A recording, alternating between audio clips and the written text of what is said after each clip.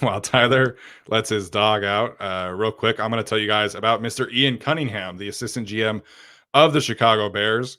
Obviously, we've talked a lot about roots in this show. That was fast from Tyler. Talked a lot about roots. And so you look at his roots, he's come up under Ozzie Newsome and Howie Roseman. Ozzie basically handpicked him to continue to work, or to start his career under Ozzie. They had a great relationship where Ian would pick his brain from time to time and really just be a sponge.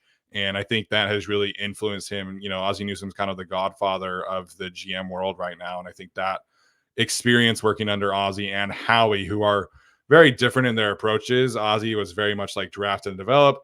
Howie's kind of just like aggressive. Let's do anything possible. Let's throw all the resources at these problems. And so that diverse background, I think, helps out.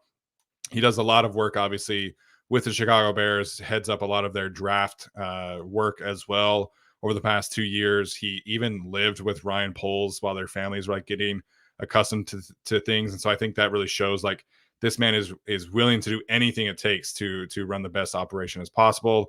The experience of building from the ground up in Chicago, I think, is really something that the Chargers can lean on. They're not building from the ground up, but because you have Justin Herbert and Rashawn Slater, like there is some foundation here. But like I mentioned, the Bears had such limited resources. Like everything they've done has been with Ian and Ryan Poles. And I think with the Chargers having such a limited poll, I think you could have that same kind of thing. And then he is a former offensive lineman. He spent one training camp in the NFL before figuring out that it wasn't his thing. But he was an All-American offensive guard at the University of Virginia. That is always something I think pays dividends in what the Chargers' problems are, which has been the trenches and that identity of things. And I know things are not like perfect with the Bears, but you look at their draft picks, it wasn't necessarily a super highly graded draft class, but Darnell Wright, Jervon Dexter, Tyreek Stevenson, Tyler Scott, Terrell Smith are all guys who are contributing right now.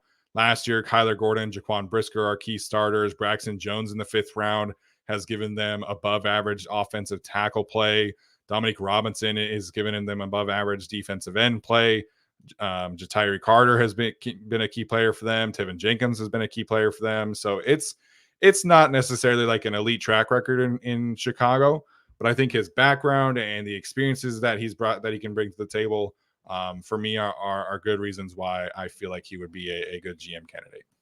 Yeah, I'm very curious. Like, I wish we saw one more season, which is the next season that the Bears are going to have, to see what they do with the picks that they have and really trying to either completely start all over or take Fields and crescendo into the best possible roster they can have and see what you can do with that. I would love to see what he's about to do with these picks, but he might obviously get hired, so we'll never know. But the background, I mean, Ozzie Newsome, Howie Roseman, it was like as Dan said, before Roseman, it was Ozzie, and the Ravens were just the most consistent. They still are.